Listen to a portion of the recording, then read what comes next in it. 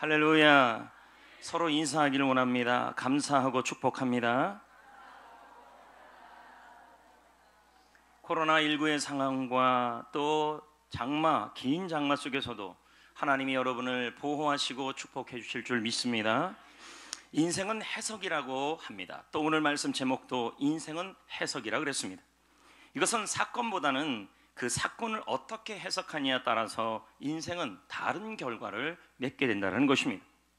오늘 말씀은 인생을 어떻게 바라보느냐, 해석하느냐에 따라서 우리가 행복해질 수 있음을 말씀하고 있습니다.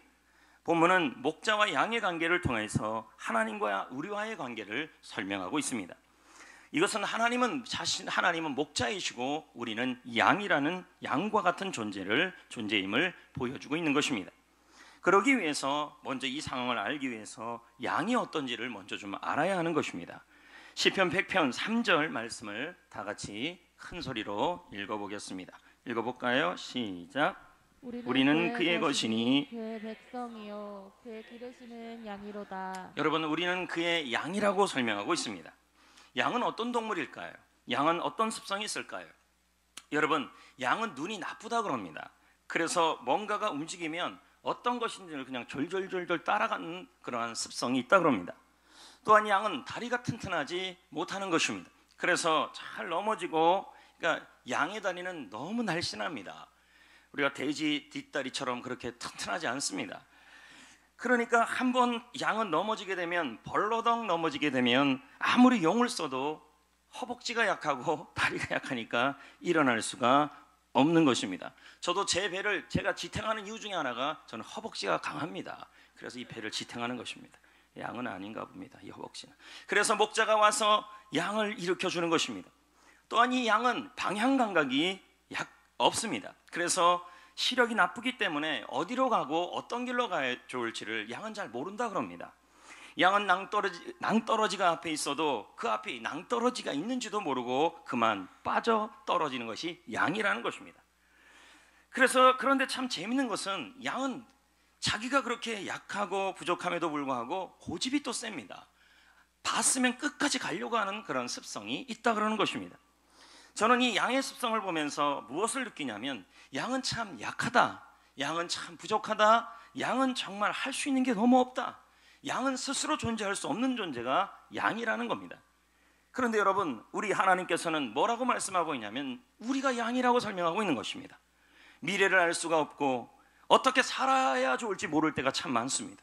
섞기도 잘 섞고, 이 폭우 앞에, 코로나 앞에서도 속수무책인 것이 바로 인간이라는 겁니다. 사람에게 넘어지고 환경에 넘어지며 한 번 넘어지면 잘 일어나기도 어려운 것이 우리입니다. 여러분, 우리만큼 약한 존재가 없습니다. 그래서 우리는 어떤 생각이 드냐면, 나는 참 약하다, 난 참 부족하다, 나는 참 아무것도 할 수 없다, 이런 마음을 많이 먹습니다. 하지만 여러분, 저는 여러분에게 도전을 주길 원합니다. 나는 부족해도, 나는 잘 속아도, 나는 떨어져도, 나는 약해도, 나는 갈 길을 잘 몰라도 우리는 괜찮습니다. 왜 그러냐면 우리가 양이면 우리 주님은 자신이 목자라고 설명하고 있기 때문인 것입니다. 그러면 여러분, 여호와는 나의 목자이시라고 이렇게 설명하고 있는데, 하나님께서 자신을 1절 말씀에 여호와는 나의 목자라고 설명하고 있습니다. 저는 생각해 봤습니다. 하나님의 이름은 참 많습니다. 아도나이, 여호와 니시, 여호와 라파, 여호와 로이, 베레벨 이름이 다 있습니다. 그런데 하나님께서 자신을 목자라고 설명하면서 자신의 이름을 여호와라고 설명하고 있는 것입니다. 그러면 여호와가 어떤 의미인지만 안다면, 나의 목자이신 하나님께서 부족하고 약하고 미래도 할 수 없고 속기도 잘 속고 사람 때문에 환경 때문에 잘 넘어지는 우리를 나의 목자이신 여호와께서 어떻게 인도하시는지를 알 수 있다는 겁니다. 여호와가 누군지를 알면 된다는 겁니다. 그런데 여러분, 성경에서 여호와가 가장 먼저 등장하는 데가 어디냐면 바로 하나님이 모세를 호렙산에서 부를 때입니다. 하나님은 모세에게 이집트에 있는 자기 백성에게 가가지고 너를 보낸 하나님은 누구냐고 물을 때 여호와라고 알려주라고 그랬습니다. 그럼 여러분, 이 여호와라는 이름의 뜻이 도대체 무엇일까요? 출애굽기 3장 15절, 말라기 3장 6절, 출애굽기 3장 7절에 보면 여호와의 이름의 뜻이 잘 설명이 나오고 있습니다. 자, 그러면 3장 15절부터 읽어볼까요? 시작. 너희 조상 하나님 여호와께서 너를 너희에게 보내셨다 하라. 이는 나의 영원한 이름이라. 여러분, 여호와의 뜻이 나오는 것입니다. 영원한 하나님이라는 것입니다. 더불어서 말라기 3장 6절에 또 나옵니다. 나 여호와는 변하지 않는다. 그럼 무슨 뜻입니까? 여호와의 이름의 뜻은 변하지 않는 분이란 뜻입니다. 출애굽기 3장 7절에도 말합니다. 뭐라고 설명합니까? 읽어보겠습니다. 시작. 여호와께서 이르시되 내가 애굽에 있는 내 백성의 고통을 분명히 보고 그들의 감독자로 말미암아 부르심을 듣고 그 근심을 알고. 다 현재형이에요. 그래서 모세에게 하나님 말하기를 나는 스스로 있는 자다, 여호와다. 이 말은 뭐예요? 지금 이 시간에 보고 듣고 알고 다 현정이란 말은 하나님은 지금 여러분에게 일하시고 여호와는 지금 여러분을 인도하시고 지금 듣고 지금 보고 지금 알고 있는 변하지 않는 항상 여러분과 함께 하시는 분이시라는 뜻입니다. 그러므로 여러분, 여호와는 나의 목자이신 여호와는 어떤 분입니까? 지금 우리와 함께 하시는 분, 지금 여러분에게 일하시는 분, 절대로 변하지 않는 분. 할렐루야. 그래서 여러분, 내가 양처럼 부족해도 나의 목자이신 주님은 부족하다고 목자는 떠나지 않아요. 선한 목자는요. 여러분, 양이 아파서 신음하고 있을 때 선한 목자 여호와는 지금 그 신음하는 소리를 지금 들으시는 분이십니다. 내가 넘어지면 지금 일으키시고, 내가 가진 것이 없다고 해서 나를 버리지 않고, 내가 가진 것이 없어도 변하지 않는 분이시며, 내가 잘못된 길로 가면 그 나를 향하여 뭐합니까? 참된 목자가 되시는 여호와는 나를 버리지 아니하시고 변하지 아니하시고 내가 잘못된 길을 가도 나를 인도하시는 분이시라는 의미입니다. 그러므로 여러분, 내가 부족해도 내가 약해도 목자이신 여호와 하나님만 있으면, 여러분, 나는 부족해도 상관없어요. 내가 약해도 상관없어요. 내가 좀 넘어져도 상관없어요. 내가 병들어도 상관없어요. 내가 아파도 상관이 없어요. 괜찮아요. 왜요? 여호와가 나의 목자가 되셔서 나를 책임져 주시기 때문에 지금 나의 신음을, 지금 나의 고통을, 지금 나의 부족함을, 지금 나의 연약함을 보시고 들으시고 아시고 변함없이 돌보시고 인도하기 때문인 것입니다. 그러므로 여러분, 나는 부족해도 여호와가 나의 목자가 되면 나는 부족하지 않아요. 여러분, 이 부족함이 없다는 뜻은 모자람이 없다, 충분하다, 만족하다, 행복하다, 더 이상 다른 거 필요 없다, 이 뜻입니다. 성도 여러분, 여기서 우리가 하나 꼭 기억해야 될 게 하나 있습니다. 그것이 뭐냐면, 어떤 분은 자신의 부족함, 연약함, 그 부족함, 연약함, 질병, 아픔, 아이고 허리야, 뭐 이런 것들이 절망의 근거가 될 때가 있어요. 내가 부족해요, 내가 연약해요, 내가 아파요, 내가 지혜가 없어요, 내가 어리석어요, 내가 약해요. 그래서 내가 너무 약하니까 이 사업장 어떻게 끌어가지, 우리 교회 어떻게 끌어가지, 그리고 내 자녀 어떻게 키우지, 내가 아프니까 내가 어떻게 이 상황을 극복하지, 그러면서 그 부족함과 연약함이 많은 사람들에게는 절망의 근거가 될 때가 있어요. 그러나 여러분, 양은 부족해요. 부족하기 때문에 누가 필요해요? 목자가 필요한 거예요. 여러분, 목자가 존재하는 이유는 양의 부족함을 채우기 위해서예요. 양을 행복하게 해주기 위해서예요. 여러분, 이런 말이 있습니다. 완벽한 남편, 완벽한 아내, 완벽한 자녀이면 상대방이 들어갈 자리가 없다. 남편이 너무 완벽해요. 아내가 너무 완벽해요. 아이가 너무 완벽해요. 부족함이 전혀 없어요. 그러면 부모가 도와줄 것이 없고 아내가 남편이 도와줄 게 없다는 것입니다.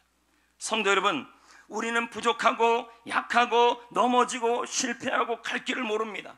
어떨 때는 아프고 어떨 때는 질병이 있고 어떨 때는 이 사업장, 이 직장에서 내가 이것을 감당할 만한 능력이 없어 부족함을 느끼고 인생 앞에서 나는 연약하고 넘어지고 실패합니다. 근데 우리는 이 연약함과 부족함 때문에 자꾸만 뭐가 생각하면 절망의 근거가 된다는 것입니다. 여러분, 부족함은 절망의 근거가 아닙니다. 병듦은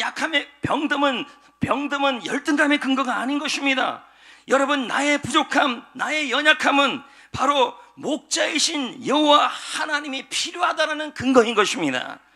그래서 여러분, 갓난아이를 보십시오. 부족함 투성입니다. 이 아이들 보십시오. 약하지요, 부족하지요, 가진 거 없지요, 갈 길 모르지요. 얘가 뭐 인생을 알겠습니까? 그 우는 아이를 향해서 딱 깨우면서 너 인생이 뭐냐 그러면 걔가 이상하게 볼 겁니다. 걔가 인생을 알겠습니까? 혼자 먹을 수도 없습니다. 아프면 아파지고, 약하고 가진 것도 없고 부족함 투성이가 바로 이 갓난 아이인 것입니다. 그러나 여러분, 갓난 아이의 이 부족함은 열등감과 절망의 근거가 아닙니다. 갓난 아이가 갓난 아이에게 이 부족함은 엄마가 필요하다라는 근거인 것입니다. 아이가 부족함은 뭐예요? 아이가 밥을 못 먹고 혼자 일어설 수 없을 때 아이의 그 부족함은 뭐예요? 엄마가 그 부족함을 채우고 일하는 자리가 되는 것입니다. 소망교회 김경진 목사가 말합니다. 하나님은 너무 완벽한 사람을 찾지 않는다. 하나님은 불완전한 사람에게 다가가신다. 그러므로 부족함은 하나님이 일하시는 자리이다. 나는 약해요, 양처럼. 그래서 지혜도 없어요. 어떻게 살아야 좋을지도 몰라요. 하나님이 나를 왜 이 사업장에, 나를 왜 이 직장에, 나를 왜 이 교회에, 나를 왜 이 코로나 상황에, 그 상황 앞에 나는 너무 약하고 부족해요. 그런데 아프기까지 해요. 그러면서 우리는 생각해요. 내가 너무 약하고 부족하고 아프니 우리는 이렇게 생각해요. 나는 절망할 수밖에 없다고 생각합니다. 그러나 아닙니다. 양은 부족하기에 여호와가 계시는, 목자가 계시는 것이고, 목자가 있기 때문에 부족함이 없는 거예요. 왜요? 부족함은 목자가 일하는 장소이기 때문인 거예요. 여러분, 고린도전서 1장 27절에 이런 말씀이 있지 않습니까? 세상에 미련한 것들을 택하사 지혜 있는 자들을 부끄럽게 하시고, 세상에 약한 것들을 택하사 강한 것들을 부끄럽게 하신다고 말씀하고 있는 것입니다. 여러분, 혹시 이 자리에 나는 왜 이렇게 지혜가 없나? 나는 왜 이렇게 건강이 없나? 나는 왜 이렇게 부족한 게 너무 많나? 나는 왜 이렇게 약하나? 나는 왜 이렇게 어리석나? 라고 하면서 부족함 때문에 절망하는 분들이 있을 것입니다. 여러분, 부족하기 때문에 여호와가 나의 목자가 되는 것이고, 여호와가 나의 목자라는 사실을 인정하는 사람은 그 목자가 나의 부족함을 채우기에 부족함이 없어지는 거예요. 행복해지는 거예요. 저는 강원도에서 올라와 신학 공부를 했지요. 당시 물질도 부족했고 실력도 부족했고, 저는 생각했어요. 저 친구보다 나는 왜 이렇게 실력이 부족한가? 저 친구보다 나는 왜 이렇게 건강하지 못한가? 지금은 제가 몸무게가 많이 나가지만 그때는 정말 여러분 날씬했습니다. 어떻게 저렇게 젓가락인가 할 정도예요. 그러니까 저는 생각했어요. 저 친구는 저렇게 우람한데 나는 왜 젓가락인가? 나는 왜 이렇게 부족한가? 봤더니 또 옆에 있는 신학생들을 봤더니 영성도 뛰어나요. 근데 나는 영성이 없어 보여요. 왜요? 못하는 신앙, 안 하는 신앙, 기도 안 하는 신앙, 기도 한 번도 안 하다가 신학대학 갔으니 무슨 영성이 있겠어요? 옆에 있는 친구는 찬양도 잘해요. 나는 찬양 못해요. 부족함을 느껴요. 자신감도 부족해요. 백도 없고 미래에 대한 확신도 부족해요. 온갖 부족한 투성이고 연약한 투성이었어요. 그 부족함 때문에 저는 절망했고, 그 부족함 때문에 실망했고, 그 부족함 때문에 자신감을 잃었고, 그 부족함 때문에 세상을 원망했다는 거예요. 가끔 이런 분들이 있잖아요. 나는 부족해서, 나는 아파서, 나는 병들어서, 나는 약해서, 나는 지혜가 없어서, 빽이 없어서, 실력이 부족해서, 건강이 부족해서, 영성이 부족해서 나는 아무것도 못해요 라고 하는 분이 있어요. 여러분, 아닙니다. 내가 부족한 건 정상이에요. 내가 부족하기 때문에 여호와가 나의 목자이시고, 그 목자가 나의 부족한 자리에서 일하시는 줄 믿습니다. 부족함을 느낄수록 저는 더욱 주님이 필요했습니다. 주님이 없으면 아무것도 할 수 없다는 마음이 드는 것이었습니다. 성도 여러분, 저는 부족했지만 주님은 부족하지 않았습니다. 저는 없는 것이 많았지만 주님은 모자람이 없었습니다. 그리고 하나님은 나의 목자가 되어 주셔서 지금까지 오게 하여 주셨던 것이었습니다. 내가 없어서 신음하면 내 곁을 떠나지 않고 채워주시고, 여러분, 여호와라는 말은 스스로 있는 자, 지금 일하시는 분이라는 말이에요. 지금 나와 함께 하시고, 지금 부족함을 채워주시고, 지금 쓰러지면 일으켜주시고, 양처럼 지금 약하면 나를 붙들어 주시고, 지금 지혜가 부족하면 나의 지혜가 되어주시고, 지금 내가 연약하면 나의 강함이 되어주시는, 그걸 채워주시는 분이란 뜻이에요. 내가 약해서 의기소침할 때는 주님이 오셔서 안아주셨고, 내가 갈 길을 몰라 방황할 때는, 내가 부족함을 느낄 때는 주님이 나의 앞길을 채워주셨다는 것입니다. 내가 부족한 것이 있으면 주님은 나의 부족한 부분을 채워주신 것입니다. 성도 여러분, 저의 부족함이 주님이 일하는 장소였던 것이었습니다. 가끔 성도들이 말합니다. 목사님, 저는 부족해요. 저는 약해요. 저는 아파요. 저는 지혜가 없어요. 저는 달란트가 없어요. 저는 부족해요. 여러분, 그 부족함이 열등감의 산물이 되지 마십시오. 내가 부족하기 때문에 주님이 나의 목자가 되시고 여호와가 되셨고 하나님이 되어주셔서 나의 부족함을 채워주시는 분이신 것입니다. 나의 부족함은 열등감의 근거가 아니라, 나의 부족함은 내가 절망시키는 것이 아니라, 나의 약점은 주님이 일하는 장소이고 나의 연약함은 주님이 역사하는 장소가 될 것이라는 것입니다. 저는 부족할수록 주님을 더 의지했습니다. 저는 약할수록 주님을 더 구했습니다. 그랬더니 주님께서 지금까지 때마다 시마다 주님께서 나의 목자가 되어주셔서 지금 현재 매 순간마다 나를 인도하시고 돌보시고 채우시고 나의 부족함을 인도해 주신 것이었습니다. 지난주 이 강단 천장이 무너졌습니다. 누수가 계속 되었던 것이었습니다. 이번에 비가 워낙 많이 오지 않았습니까? 근데 그 물무게를 견디지 못하고 그만 내려앉은 것입니다. 나무가 모두 봤더니 썩어져 있었습니다. 저기 보십시오. 만약 제가 새벽 기도할 때나 예배 드릴 때 저게 무너졌으면 저는 이 자리에 없었을 것입니다. 아마 다보스 305에 있지 않았을까 생각합니다. 여러분이 웃으시는데 저는 심각합니다. 제가 보기에는 제가 이게 떨어질지 어떻게 상상했겠습니까? 저는 부족해요. 근데 주님은 뭐해요? 부족함이 없어요. 나의 부족함 가운데 일하신다는 거죠.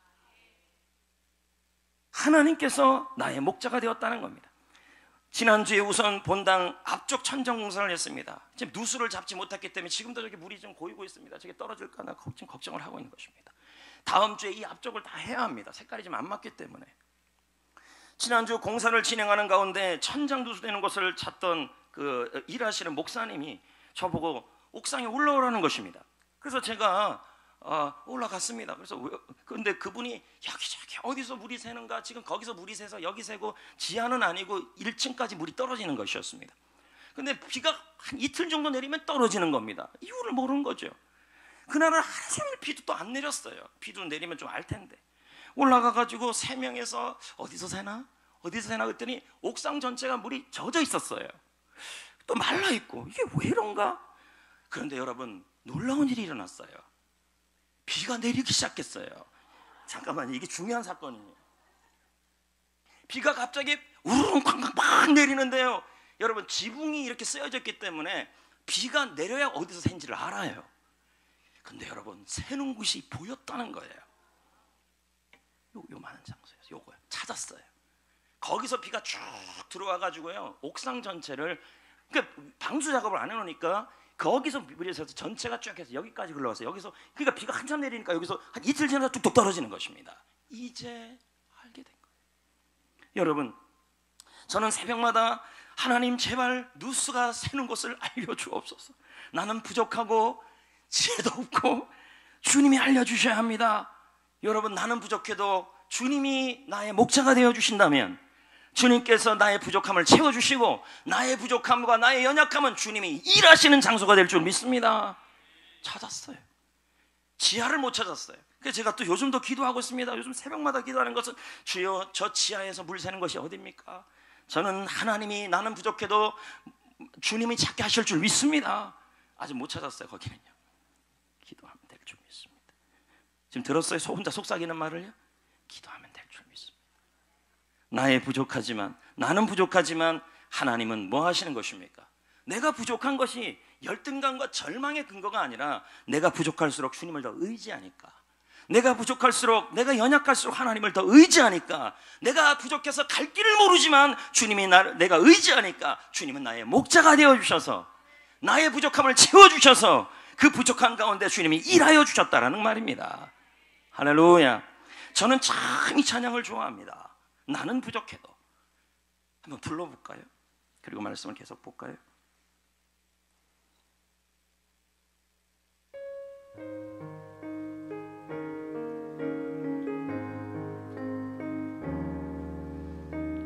내 모습 이대로 주 앞에 갈 수 없어.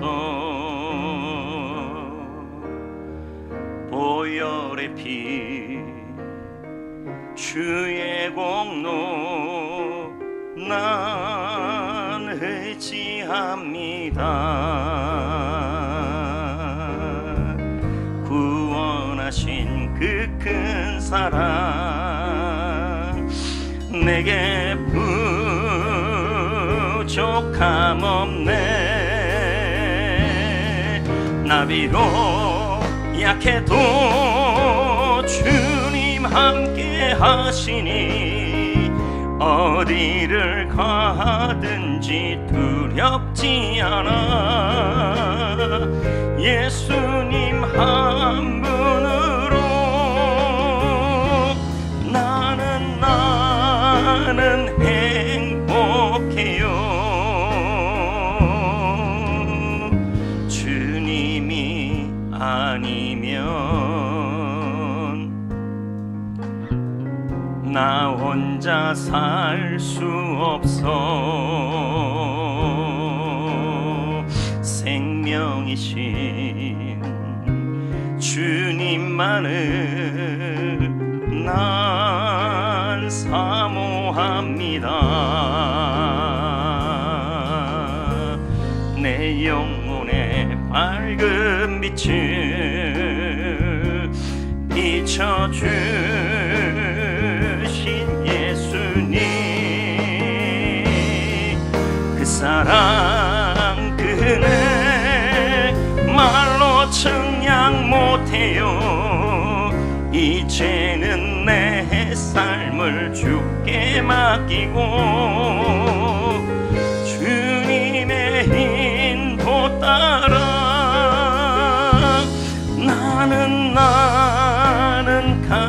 가리라. 할렐루야. 여러분, 연약함과 약함이 열등감과 절망의 근거가 돼서는 안 될 줄 믿습니다.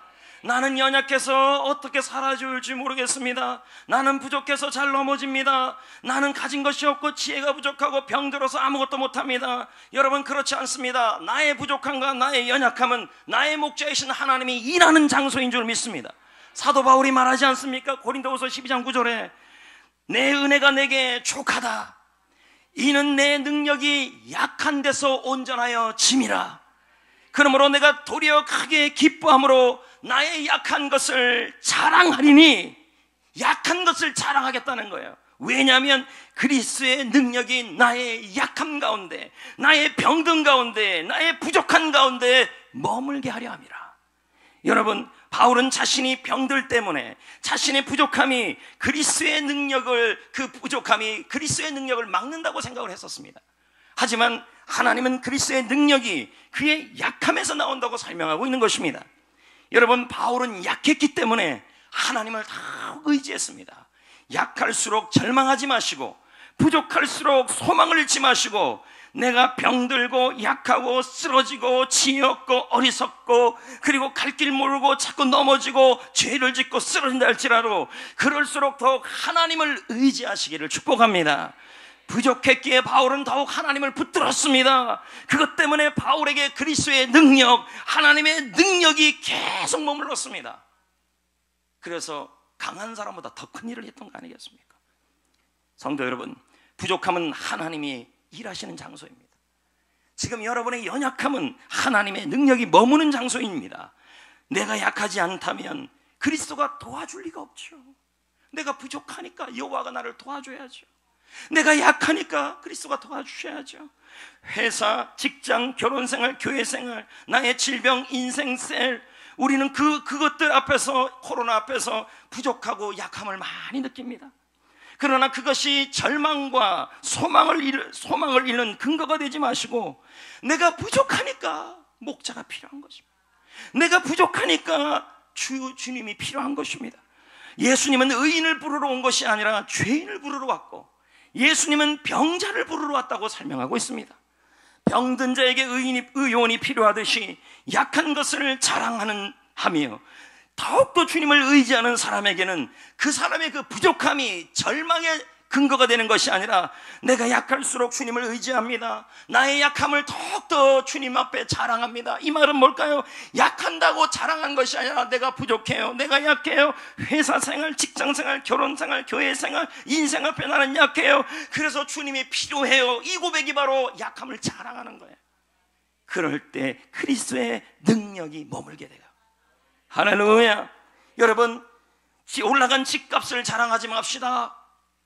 새로 옷 산 거 자랑하지 맙시다. 자랑 조금만 해도 돼요. 그래도 우리가 자랑할 것은 나의 부족한 것을 자랑하셔야 합니다. 이 자랑한다는 게 다른 게 아니에요. 내가 부족해요, 내가 약해요. 회사 생활할 때 부족하고, 미래에 대해서 약하고, 질병이 있어서 부족하고, 결혼 생활에 지혜가 부족하며, 공부하는데 약해요. 내가 질병 앞에 약해요. 그래서 주님이 필요해요. 나의 목자가 필요해요. 그 목자가 있어야 부족함이 없어요 라고 하는 게 자랑이에요. 약함을 자랑하는 거예요. 그럴 때 주님으로 우리는 행복해지는 거죠. 나는 부족하지만 여호와가 나의 목자이시기 때문에 부족함이 없는 거예요. 할렐루야. 행복해지는 거예요. 그래서 하버드 대학 탈반 샤르 교수는 말하지 않습니까? 행복은 즐거움이다, 긍정적 감정이다. 내가 부족해서 불안하고, 내가 약해서 불안하고, 병들어서 약하고, 지혜가 없어 부족할 때 여호와가 나의 인생을 지켜주시고, 지금 여호와가 내가 넘어지면 일으키시고, 여호와가 나의 신음을 들으시고, 지금 여호와께서 내가 갈 길 잃으면 인도하여 주시고, 그 사실을 받아들이는 사람에게는 여러분 부족함이 없어져요. 충만한 마음이 생겨요. 행복해진다는 말이에요. 신혼부부를 보십시오. 비가 새는 작은 방에서 새우잠을, 요즘 신혼부부가 그럴 리는 없지만 옛날에는 그랬다는 거죠. 그래도 행복했어요. 왜요? 사랑하는 그대와 함께라면. 그래서 세상에서 제일 맛있는 라면이 그대와 함께라면 아닙니까? 그 라면과 함께한다면 어디든지 행복한 거죠. 하지만 여러분, 부부 사이가 좋지 않으면 아무리 대굴 같은 집에 살아도 행복하지가 않지 않습니까? 관계를 설명하는 거예요.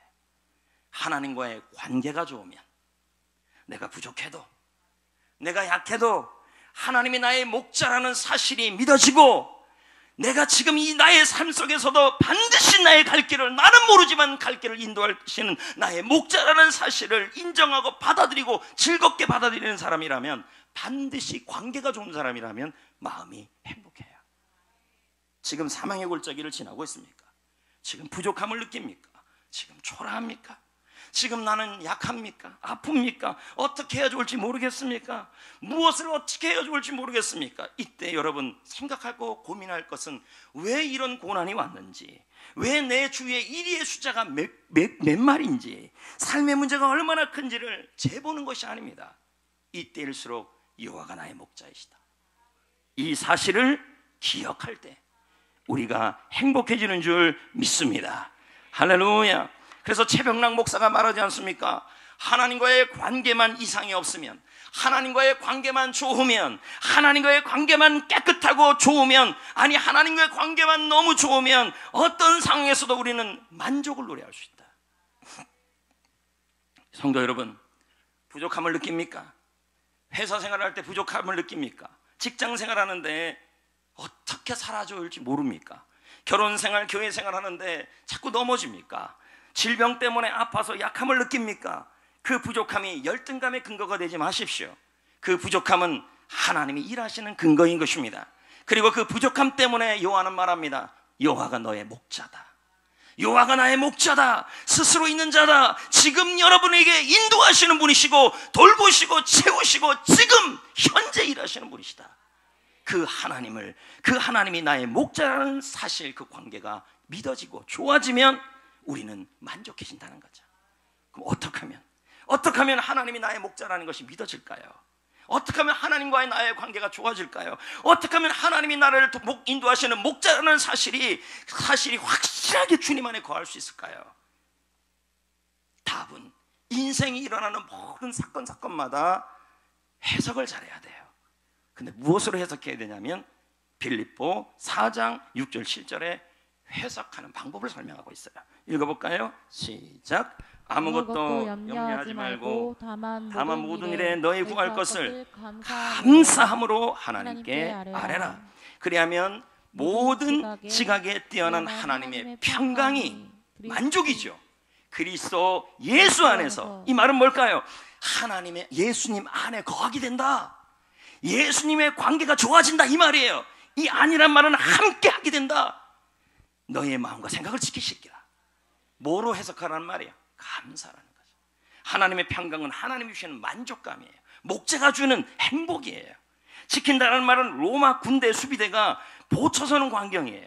하나님의 평강이 우리의 마음을 어떻게 보초를 서면서 어떤 것도 못 들어오도록 하나님의 평강이 막아준다는 말이에요. 안에서라는 말은 그리스도 안에서, 이 안이란 말은 함께하다는 뜻이에요. 인생에서 일어나는 많은 일들에 대해서 여러분이 해석을 해야 되는데 어떻게 해석해야 되냐면 감사하면 우리는 주님 안에 있게 돼요. 주님과의 관계가 좋아져요. 주님이 나의 목자라는 사실이 믿어져요. 내가 부족해도 그 부족한 가운데 주님이 와서 돌보시고 인도하시고 책임져 준다는 사실이 믿어져요. 그러면 마음에 하나님의 평강이 임해요. 부족함이 없어져요. 정광 목사의 책 평생감사를 보면요, 전묘합법이라는 그러한 그 미술 합법에 대한 소개를 하고 있어요. 그러면서 이 정광 목사님이 평상시에 쉴 때마다 보는 그림이 있다는 거예요. 그 그림이 프랑스 화가와 쉐라가 그린 그랑드 자트 섬의 일요일 오후입니다. 제가 지금 더듬더듬한다는 말은 모르는 그림이란 얘기예요. 저 그림이라는 거예요. 근데 이 정강 목사는 저 그림을 볼 때마다 너무 마음의 평안함을 느낀다는 거예요. 저 그림을 볼 때마다. 근데 저 그림은 일반적으로 붓으로 그린 그림이 아니라 캔버스에 저 합폭에다가 점을 탁 찍어가지고 그린 그림이라는 거예요. 점을 탁 찍었다는 거죠. 그래서 가까이서 보면 뭐만 보여요? 가까이서 보면요, 점만 보여요. 빨간 점, 하얀 점, 노란 점, 주황색 점, 그 점만 보이는 거예요. 그러나 좀 멀리서 보면요, 전체가 보이는 거죠. 그러면서 정광 목사가 말하기를 인생이란 이와 같다고 설명을 해요. 인생이란 뭐냐 했더니 인생은 지금 과거에 겪었던 일이 있고 사건, 지금 겪고 있는 사건이 있고 앞으로 겪을 사건들이 있는데 이 사건들만 보면 다 점의 연속이라는 거예요. 근데 가까이서 보면 한 사건들을 가까이서 보면 해석이 안 돼요. 이 점이 왜 필요하지? 근데 여러분, 전묘합법의 해석처럼 본다면 가까이서 보면 내 인생에 일어나는 그 사건들이 해석이 안 되는데 조금 떨어져서 보면 의미가 보인다는 거예요. 여러분, 나는 부족하고 나는 약하고 나는 병들어도 가까이서 보면 그 사건 때문에 내가 부족해서 나는 앞길이 안 보여.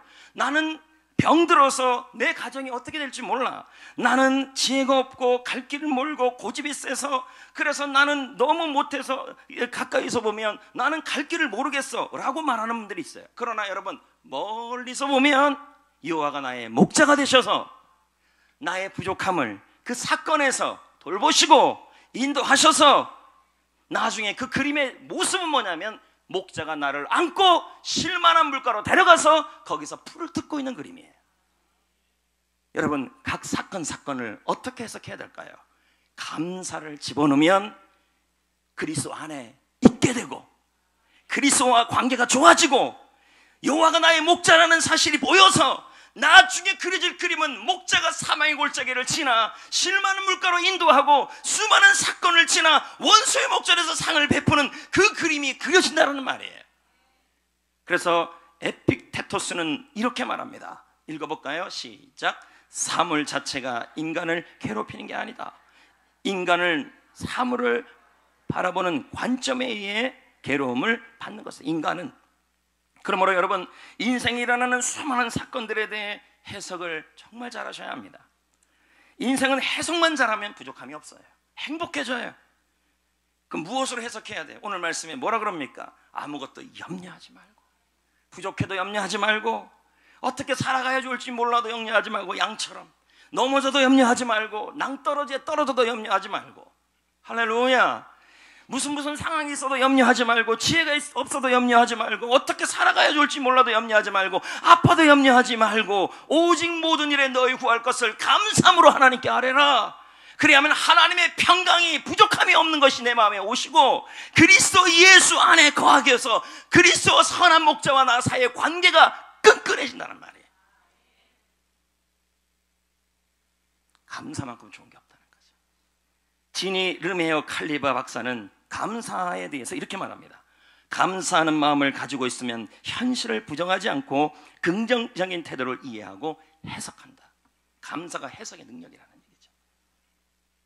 여러분, 매 연구에 따르면 감사의 과학적 비밀이라는 책에 보면, 연구에 따르면 매일 감사하는 사람, 아주 매일 감사하는 사람은요, 스트레스가 적어지고 질병에서 회복이 빨라지고 긍정적인 감정이 생기고, 여러분, 열정과 행복이 생긴다고 얘기합니다.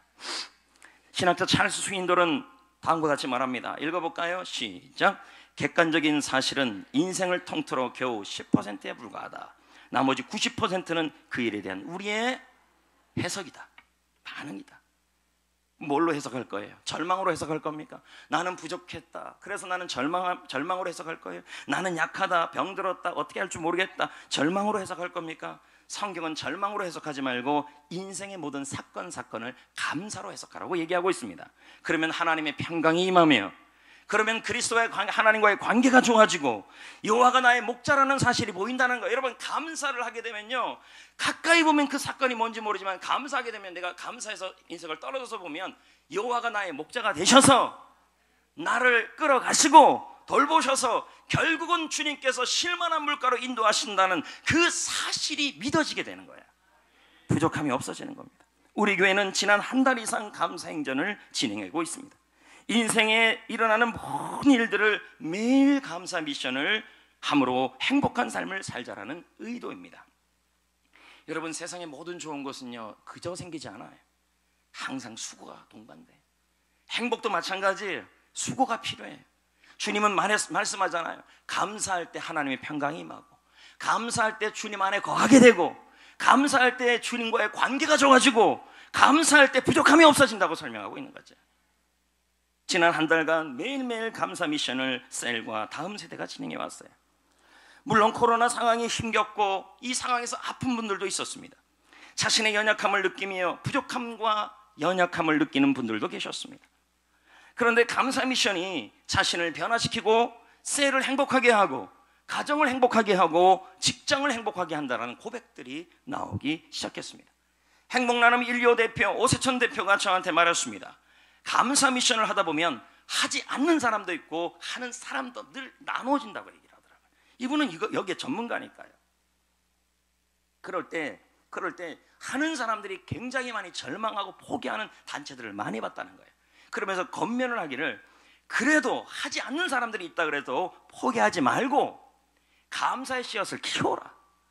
어떤 방식이든 키우면 열매가 맺혀진대요, 꾸준하게. 그리고 그 열매가 남이 먹게 된다는 것입니다. 이번에 감사 미션을 통하여 제비를 뽑아서 간증하는 셀을 결정했습니다. 그 셀이 베데스다 셀입니다. 그 셀에서 2명의 감사 미션을 통해 변화를 소개합니다. 영상을 볼까요?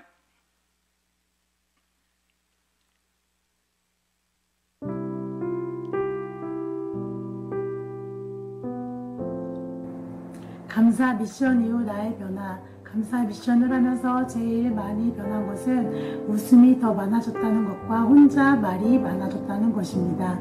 감사 미션을 할 때 내가 먼저 상대방에게 다가가야 했기 때문에 먼저 웃고 먼저 손을 내미는 것이 쑥스럽지 않게 되었습니다. 그리고 혼자 감사합니다, 감사합니다. 음식을 하면서 계속 외쳤습니다. 그리고 걸어갈 때, 버스 타고 다닐 때 감사합니다라는 말을 나에게 하게 되었습니다. 늘 즐거웠습니다. 미션 이후 셀의 변화. 셀원들과 만나는 시간은 일주일에 2번밖에 안 되지만 감사행전을 하고 나서는 매일매일 만나는 느낌입니다. 아침에 일어나서 미션을 올리면 셀원들도 좋은 아침, 좋은 하루 하면서 감사 미션을 잘해서 올리기 시작합니다. 감사 미션은 우리 셀원들과 더 돈독한 사이가 되고 적극적인 셀, 단톡방으로 바뀌어가고 있습니다. 불평이 사라지는 셀, 감사 미션으로 셀 모임을 하면서 시간 가는 줄 모릅니다. 서로 있는 것을 나누려고 하고 서로 챙겨주고 먼 친척들보다 셀원들이 챙겨주는 게 너무 많아서 늘 기쁨이 사랑이 넘치는 셀로 변화되고 있습니다. 이렇게 변화되는 저희 셀원들과 함께 감사 미션을 통해 아끼고 사랑을 나누며 믿음 생활 함께 할 수 있도록 인도하여 주신 하나님께 감사를 드립니다. 또한 매일매일 다른 내용의 감사 미션을 만들어 주시고 감사 행전을 통해 온 교회와 가정이 사랑이 넘치고 젊은 교회로 바뀌게 인도하여 주신 담임 목사님께 감사를 드립니다. 미션 이후 가정의 변화, 주말 부부로 10년을 넘게 살아가고 있습니다. 주말에 남편이 오면 맛있는 음식들로 상을 세팅을 해놓고 기다리고 있습니다. 근데 감사 행전을 하면서 문자를 보냈습니다. 사랑합니다. 당신이 최고입니다. 그리고 볼 때마다 든든하다는 말과 그리고 아이들에게도 상에 앉아서 이야기 대화할 수 있는 시간이 길어졌습니다. 남편의 말을 들어주고 아이들의 말을 들어주다 보면 토요일은 이야기 나누느라 늦게까지 대화에 꽃을 피우곤 합니다. 내가 감사 내용을 먼저 이야기하고 실천하니 남편이 바뀌었습니다. 남편은 게임만 하던 분인데 요리 유튜브를 보고 음식을 하기 시작했습니다. 백김치도 담그고 라면 햄을 볶히던 여러 가지 음식들을 해주었습니다. 그럴 때마다 리액션을 크게 세상에서 제일 맛있는 음식이라며 칭찬해줍니다. 감사 행전은 우리 가정의 행복을 가져다 준 것 같아서 너무 감사합니다. 감사 미션 이후에 삶의 변화는 참으로 많았다. 감사 미션 외에도 아침에 눈을 뜨는 순간부터 저녁 눈 감고 잠들 때까지도 감사의 행진은 계속되었다. 생활 속에 감사한 순간과 감사의 대상이, 감사의 모양이 감사의 미션을 하기 전까지는 이렇게 많은 줄 몰랐다. 예쁜 꽃과 밝은 세상을, 사랑스러운 가족을 볼 수 있는 눈을 주시니 감사. 사랑하고 아끼고 좋아한다는 말을 들을 수 있는 귀를 주시니 감사. 맛있는 음식을 먹고 예쁜 말을 할 수 있는 입을 주시니 감사. 두 다리로 잘 걸어다니니 감사. 하나님의 자녀되니 감사. 이 모든 감사를 여기게 은혜 주시니 감사합니다. 셀의 변화, 하나님께서 선물해 주신 또 하나의 가족이라 여기며 서로 격려하고 서로 소통하며 늘 웃으며 셀 모임을 하게 되었다. 일주일에 몇 번씩 보아도 늘 반갑고 늘 좋은 우리 베데스다 셀, 하나님 감사드립니다. 감사 미션을 통해 일상생활, 직장생활, 셀 모임의 큰 변화를 늘 행복한 마음으로 살 수 있게 은혜를 주신 하나님께 감사드립니다. 또한 이 감사 미션을 매일 다른 주제로 할 수 있도록 미션을 준비해 주시는 담임 목사님의 노고와 많은 기도로 성도를 섬기는 담임 목사님께 깊은 감사를 드립니다. 항상 곁에서 감사 미션을 독려하고 사랑과 감사로 셀을 섬기는 셀리더 김미경 집사님께 감사드립니다. 사랑합니다.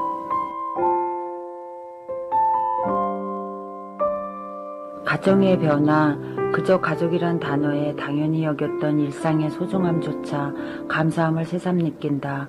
묵묵히 일하는 남편의 성실함에 감사, 군에서 힘든 나날을 보내면서 우리들 걱정시키지 않으려 노력하는 큰아들의 감사, 힘든 공부하며 짜증 한번 내지 않고 열심히 공부하는 작은아들에게 감사하며 소중한 나의 가정을 주신 하나님께 감사드립니다.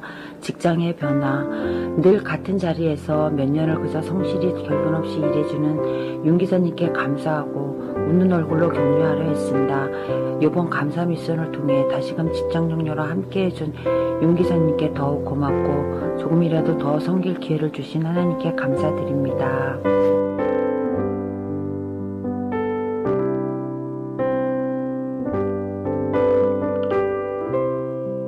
네, 행복나눔 1호 대표는 이런 말을 합니다. 내가 행복하면 가정이 행복하고, 가정이 행복하면 일터가 행복하고, 일터가 행복하면 사회가 행복하고, 사회가 행복하면 내가 행복해진다. 이 모든 행복을 만드는 위대한 힘, 그것은 바로 감사 나눔에 있다. 여러분, 감사라는 한자를 보면요, 이렇게 돼 있어요. 마음 심자, 그 다음에 다할 함자, 이게 앞에 감자예요. 그리고 사자는 뭐냐면 말씀 언자에 활을 쏜다는 쏠 사자가 들어있어요. 이걸 해석해 보면 뭐냐면 감사라는 화살을 행복의 간역에 꽂으라는 거예요. 매일매일 감사의 활시를 매일 힘차게 당겨가지고 자신을 향하여 감사를, 가정을 향하여, 자녀를 향하여, 회사를 향하여, 사업장을 향하여, 학교를 향하여, 교회를 향하여, 셀을 향하여, 게스를 향하여 쏘라는 거예요. 감사를. 그러면 그 사람이 행복해진다는 거예요. 우리 교회가 감사 행전을 시작한 것은 하나님의 은혜입니다. 감사 행전이라는 글을 보고 하나님이 아이디어를 저에게 주셨죠. 그래서 감사 행전 매뉴얼을 그 자리에서 만들어 버린 것입니다. 하나님이 지혜를 주신 거죠. 나는 부족해도 주님은 부족하지 않아요. 성도들의 개인과 가정과 부부와 셀과 교회와 일터가 정말 행복해졌으면 좋겠다는 마음이었습니다. 그래서 매일매일 감사 미션을 너무도 기쁘게 만들고 있습니다. 저는 하루를 마지막이라는 마음으로 최선을 다해 감사 미션을 준비하려고 하고 있습니다. 이제 여러분에게 제가 정말 간절하게 부탁을 드립니다. 동참입니다. 예, 셀 리더 혼자 하게 되면 외롭습니다. 리더 혼자 감사 미션에서 올라가는 셀들도 있을 겁니다. 그러면 그 셀은 활성화가 안 돼요. 지금 보세요. 참여하는 셀원들이 있는 셀이 은혜가 넘치고 행복해지고 가정도 직장도 다 변해요. 리더 혼자 하게 하지 마세요. 아멘을 안 하시네요. 감사의 화살을 평 같이 쏴야죠. 그럼 또 그럽니다. 했는데 안 올린 것 뿐입니다. 그러면 행전이 아니에요. 했는데 리더에게 한 내용을 보내셔야 돼요. 그리고 리더도 자꾸만 일십하면 안 돼요. 읽고 씹으면 안 돼요. 올려야 돼요. 그래서 서로 감사에 도전을 주고 전념을 줘야 한다는 것입니다. 나는 아직 셀이 없다는 분들은 목회 지원실에 부탁하면 그냥 직접적으로도 보낼 수 있습니다. 요청하면요. 여러분, 이제 말씀을 제가 맺겠습니다. 저도 부족하고 우리도 약하고 잘 넘어져요. 그래서 우리는 그래요. 나는 왜 이렇게 약하지? 나는 왜 이렇게 부족하지? 내가 이래서 자녀 키울 수 있을까? 내가 이래서 내 인생 살아갈 수 있을까? 내 직장생활 잘할 수 있을까? 여러분, 그 부족함은 절망의 근거가 아니라 그 부족함은 하나님의 일하시는 장소입니다. 그 연약함은 하나님의 능력이 머무는 장소인 줄 믿습니다. 부족할수록, 약할수록 자신을 향하여, 인생을 향하여, 남을 향하여, 환경을 향하여 해석을 잘합시다. 감사를 집어넣어서 해석합시다. 그러면 여러분 전체의 그림이 보입니다. 여호와가 나의 목자가 되셔서 나를 채워주실 것이다. 그럴 때 여러분 행복해지는 거죠. 정광 목사가 말합니다. 행복은 소유에 비례하지 않는다. 무엇을 많이 가졌느냐에 따라서 행복해지는 게 아니라는 거예요. 행복은 감사하는 마음에 비례한다. 사람은 행복해서 감사하는 것이 아니다. 감사하기 때문에 부족함이 없어지는 거예요. 감사는 분명 행복의 문을 여는 열쇠예요. 지금 이 두 사람이 베네토셀에서 제출을 했어요. 제가 쭉 읽어보면서 2명을 선정해요. 1명 할까 2명 할까 했는데 2명이 잘했어요. 그럼 나머지는 못했나? 잘했는데 너무 짧아요. 긴 사람을 뽑았다는 거예요. 그런 분들에게 카페 이용권이 오늘 다 선물로 이렇게 주어집니다. 거기다가 감사 미션 컨테스트를 했는데 그 베네토셀 중에서 가장 신선한 아이디어를 제공해서 저를 도와준 사람이 있다는 거죠. 목사님 요거 좀 써주세요. 그 사람 한 사람을 선정해서 또 카페 이용권이 나가는 거죠. 오늘 시상을 합니다. 왜 이렇게 하냐고요? 잘해보자고요.